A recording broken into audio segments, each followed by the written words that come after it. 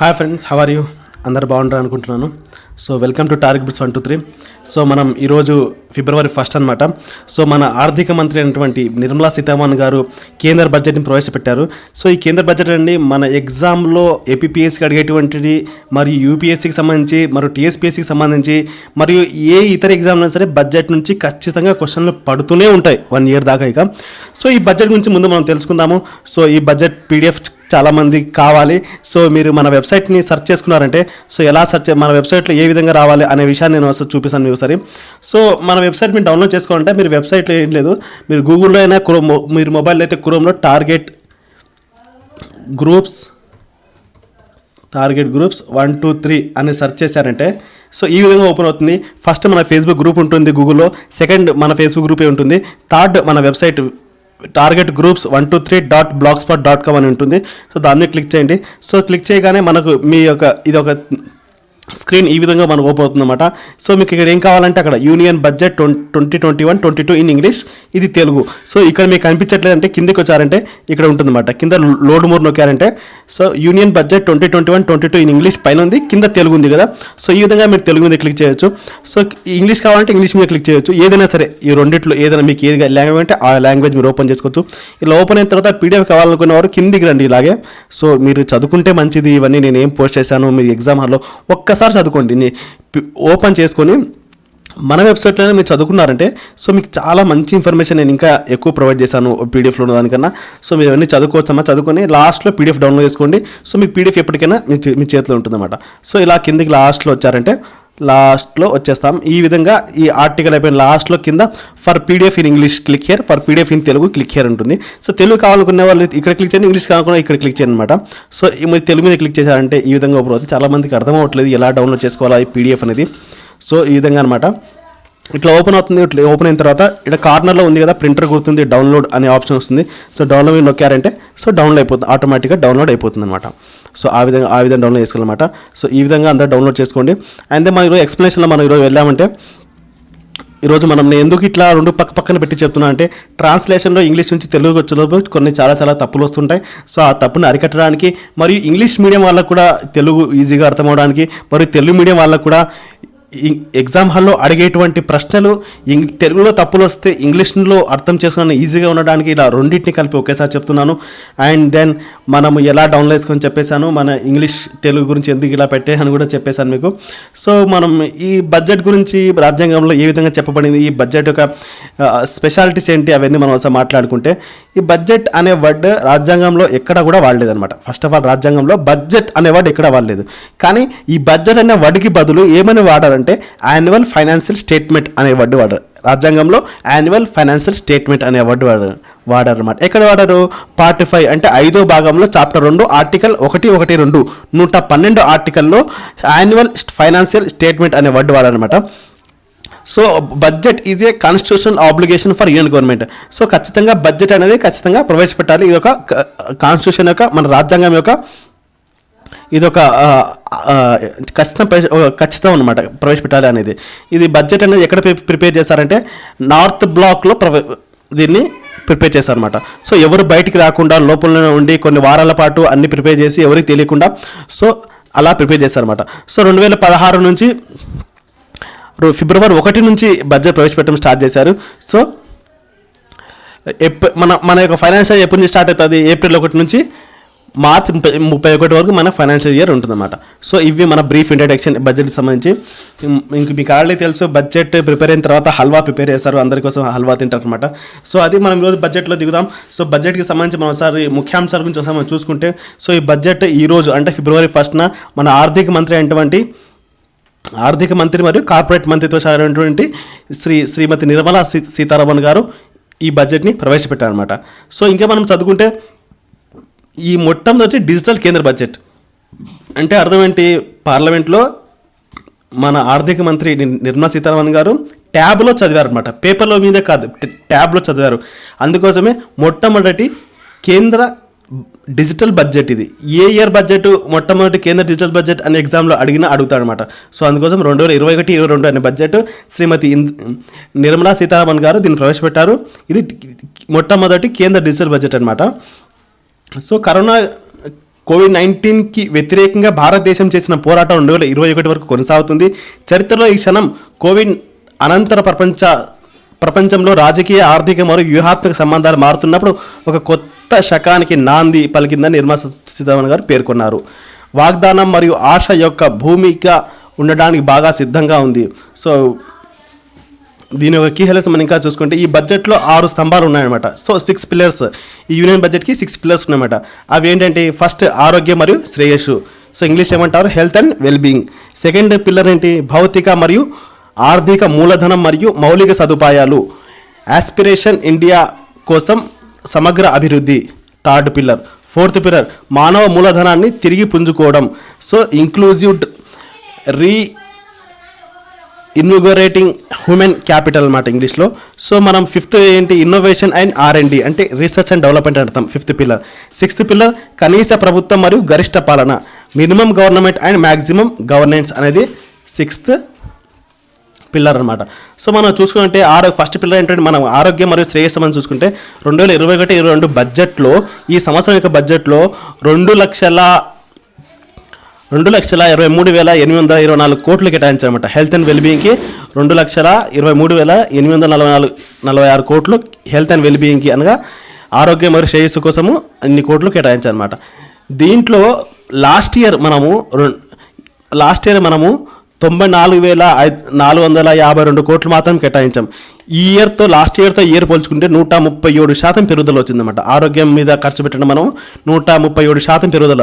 ఎగ్జామ్లో ఎంత శాతం ఆరోగ్యం మీద పెంచారు లాస్ట్ ఇయర్ కన్నా ఇయర్ అడిగితే 137% పెంచారని చెప్పాలి. నివారణ మరియు శ్రేయస్సు అనే 3 రంగాలను బలోపేతం చేయడంపై దృష్టి పెట్టారు. So preventive, curative and wellbeing. Preventive, curative and wellbeing అంటే ఏంటంటే ఏదైనా జబ్బు రాకముందే ఆ జబ్బు రాకుండా ఉండడమే బెస్ట్. వచ్చిన తర్వాత దాన్ని క్యూరేటివ్ చేసుకోవడం కన్నా రాకముందే ప్రివెంట్గా ఉండాలి. సో ప్రివెంటివ్ ఉండాలి. క్యూరేటివ్ అంటే జబ్బు వచ్చినా సరే మేము బాగా ఉంటాము. సో వెల్బీయింగ్, సో మన యొక్క ఆయుష్ని పెంచుకునేలా ఉంటాం అనమాట. సో దీనికి సంబంధించి మనం ఎటువంటి స్టెప్స్ తీసుకుంటున్నాం అనే చూసుకుంటే దీంట్లో మనము ఒకటి టీకాలు, వ్యాక్సిన్స్ ప్రొవైడ్ చేశామన్నమాట. దీంట్లో వ్యాక్సిన్స్ ఏంటి 2021-22 కోవిడ్-19 వ్యాక్సిన్లకు 35,000 కోట్లు కేటాయించారు. సో టీకాల కోసం కోవిడ్-19 వ్యాక్సిన్ కోసం మనము 35,000 కోట్ల టీకాలని 35 కోట్ల రూపాయలని కేటాయించారు. కోవిడ్-19 వ్యాక్సిన్ కోసము 2021-22లో 35,000 కోట్లు డబ్బుల్ని కేటాయించారన్నమాట. మేడ్ ఇన్ ఇండియా భారతదేశం నిమోకోకల్ టీకా బయటకు ప్రస్తుతం 5 రాష్ట్రాల నుంచి దేశవ్యాప్తంగా తయారు చేయడానికి ఏడాదికి 50,000 పిల్లల మరణాలు తప్పించడానికి. సో దీంట్లో ఏం చెప్తున్నానే made in India pneumococcal vaccine to be rolled out across the country from present 5 states. So present 5 రాష్ట్రాల నుంచి ఈ వ్యాక్సిన్ అందుబాటులో ఉందన్నమాట. సో రాబోయే ఒక 50,000 మరణాలని తగ్గించాలన్నమాట సంవత్సరంలో. ఇంకా మనం మాట్లాడుకుంటే ఆరోగ్య వ్యవస్థలు బాగా చేస్తున్నారన్నమాట. హెల్త్ సిస్టమ్ని బాగుపరుస్తున్నారు. దీంట్లో PM ఆత్మనిర్భర్ భారత్ యోజన కోసం 6 సంవత్సరాల్లో 64,180 కోట్ల రూపాయలు వ్యయం చేస్తూ దాంట్లో NHM నేషనల్ హెల్త్ మిషన్తో పాటు కొత్త కేంద్ర ప్రాయోజిత పథకాన్ని ప్రారంభించనున్నారు. సో PM ఆత్మనిర్భర్ స్వాత్ భారత్ యోజన కింద ప్రధాన జోక్యం. సో దీంట్లో ఏమేమి మార్పులు వచ్చే దేశంలో చూసుకుంటే national health institution for one health కింద తీసుకొచ్చారన్నమాట. 17,788 రూరల్ అంటే గ్రామాలు, 11,024 పట్టణ ఆరోగ్య మరియు వెల్నెస్ సెంటర్స్ని ఏర్పాటు చేస్తున్నారు. గ్రామాల్లో 17,788, పట్టణాల్లో 11,000 హెల్త్ అండ్ వెల్నెస్ సెంటర్స్ని ఏర్పాటు చేస్తున్నారు. 4 regional institutes for virology. Virology ఏంటంటే వైరస్ యొక్క అధ్యయనం చేయడానికి చేసే శాస్త్రమే వైరాలజీ అంటారు. ఇది కూడా ఒక బిట్ లాగా అనమాట. 4 రీజనల్ సెంటర్స్ని ఏర్పాటు చేశారన్నమాట. దాంట్లో 15 హెల్త్ ఎమర్జెన్సీ ఆపరేషన్ సెంటర్స్ ఏర్పాటు చేశారు. 2 మొబైల్ హాస్పిటల్స్ అంటే ఇప్పుడు మొబైల్ క్యాంటీన్ అంటాం కదా, సో అలాగే ఈ మొబైల్ హాస్పిటల్స్ అనమాట. ఇంటిగ్రేటెడ్ పబ్లిక్ హెల్త్ ల్యాబ్స్ అనమాట. సో ల్యాబ్స్ మరియు హాస్పిటల్స్ 2 కలిపి ఉంటుంటే దాన్ని ఇంటిగ్రేటెడ్ అనే పదం యూజ్ చేస్తారనమాట. So in all districts 3,382 blocks public health units in 11 states. 11 రాష్ట్రాల్లో 3,382 పబ్లిక్ హెల్త్ యూనిట్స్ని ఏర్పాటు చేస్తున్నారు. సో తెలుగు కన్నా మనకు ఇంగ్లీషే బాగా అర్థమవుతుంది అందరికీ అనుకుంటున్నాను. సో నేను ఇంగ్లీష్నే ట్యాప్ పెద్దగా చేశాను. సో అందరికీ ఈజీగా అర్థమవుతుంది. సో మీకు కావాలనుకున్న వారు ఇంగ్లీష్ కూడా చదువుకోవచ్చు, తెలుగులో కూడా చదవచ్చు. సో ఇంగ్లీష్ చదవడం వల్ల ఏమవుతుందంటే ఎగ్జామ్ హాల్లో మనకు తెలుగులో తప్పులు వచ్చినా సరే ఇంగ్లీష్తో మనకు అర్థమవుతుంది సెంటెన్స్. ఇప్పుడు కొన్ని పదాలు మనం ఇంగ్లీష్లో నేర్చుకుంటూనే ఉండాలన్నమాట. సో అందుకోసం నేను ఇంగ్లీష్ని షిఫ్ట్ చేస్తున్నాను. సో నేను ట్యాబ్లో ఎందుకు ఉండాలి, ఊరికే ఎందుకు మనకు టైం వేస్ట్, ఒకే ట్యాబ్ పెద్దగా ఉంటే మంచిది కదా అనే ఉద్దేశంతో ఇస్తున్నాను. సో నేను కింద ఇంగ్లీష్కి సంబంధించినటువంటి వెబ్సైట్ లింక్, తెలుగుకి సంబంధించిన వెబ్సైట్ లింక్ రెండు కింద ఇస్తాను. సో మీరు రెండు చదువుకోవచ్చు, రెండు వెళ్ళి చదువుకోవచ్చు అనమాట. సో మనం వెళ్ళిపోదాం. దీనిలో 17 new health public units and strengthening of 33 existing public health units. So 17 కొత్త పబ్లిక్ హెల్త్ యూనిట్స్ తీసుకొస్తున్నారు. దాంతోపాటు 33 ఎగ్జిస్టింగ్ అంటే ఆల్రెడీ ఉన్నటువంటి 33 పబ్లిక్ హెల్త్ యూనిట్స్ని బాగు చేస్తున్నారు. ఆల్రెడీ ఉన్నటువంటి 37 పబ్లిక్ హెల్త్ని బాగు చేస్తున్నారు. 17 పబ్లిక్ హెల్త్ యూనిట్స్ని కొత్తగా తీసుకొస్తున్నారు. ఇంకా మనం చూసుకుంటే regional research platform for WHO south west Asia reason, WHO south east Asia reason platform మనము తీసుకొస్తున్నాం అనమాట. సో 9 బయోసేఫ్టీ లెవెల్ 3 ల్యాబొరేటరీస్ కూడా మనం తీసుకొస్తున్నాం అనమాట. సో న్యూట్రిషన్ సంబంధించి మనం చూసుకుంటే మిషన్ పోషన్ 2.0 మనం పోషణ్ అభియాన్ అనే స్కీమ్ ఉంది కదా సెప్టెంబర్లో. So Poshan Abhiyan 2.0 government launch చేస్తుంది అనమాట. To strengthen nutritional content delivery out reach and outcome, merging the supplementary nutrition program and the Poshan Abhiyan, intensified strategy to be adopted to improve nutritional outcomes across the 112 aspiration districts. 112 aspiration districtsలో ఈ nutritional ప్రోగ్రామ్స్ని అమలు చేస్తున్న స్ట్రాటజీని తీసుకొస్తుంది అనమాట. So ఆ point పోషణ అభియాన్ కింద మాట్లాడుతున్నారు. Universal coverage of water సప్లైకి యూనివర్సల్ సప్లై అంటే అందరికీ వాటర్ సప్లై అందుబాటులో ఉండే తీసుకొస్తున్నారు. 2,87,000 కోట్లు 5 సంవత్సరాలకు సంబంధించి జల్ జీవన్ మిషన్ కింద అర్బన్ కింద ఇన్ని డబ్బులు తీసుకొస్తున్నారు, తెచ్చి పెడతారన్నమాట. To be launched with an aim to provide చేయడానికి 2,86,000 కోట్ల కుటుంబాలకి ట్యాబ్ కనెక్షన్ అనగా కుళాయి కనెక్షన్స్ ఇవ్వడానికి 2,86,000 ఇళ్ళకి కుళాయి కనెక్షన్ ఇవ్వడానికి 2,27,000 కోట్లు కేటాయిస్తున్నారు. సో ఒక్కొక్క ఇంటికి చూడండి ఎంత డబ్బులు కేటాయించినట్టు. సో డబ్బుకి తగినట్టు అన్ని ఇళ్ళకి అంటే ఒక్కొక్క ఇంటికి 1 కోటి రూపాయలు కేటాయించినట్టు ఉంది చూస్తుంటాడు పరిస్థితి. ఒక్కొక్క ఇంటికి 1,00,000 రూపాయలు కేటాయించినట్టు ఉంది చూసే పరిస్థితి. సో ఈ విధంగా అనమాట. Universal water supply in all 4,378 urban local bodies, liquid waste management 500 Amrut cities, 500 Amrut సిటీస్కి లిక్విడ్ వాటర్ మేనేజ్మెంట్ చేస్తున్నారు. అండ్ దానికి సంబంధించి అర్బన్ లోకల్ బాడీస్ ఉంటాయి కదా, దానికి కూడా 4,378 అర్బన్ లోకల్ బాడీస్కి అనమాట.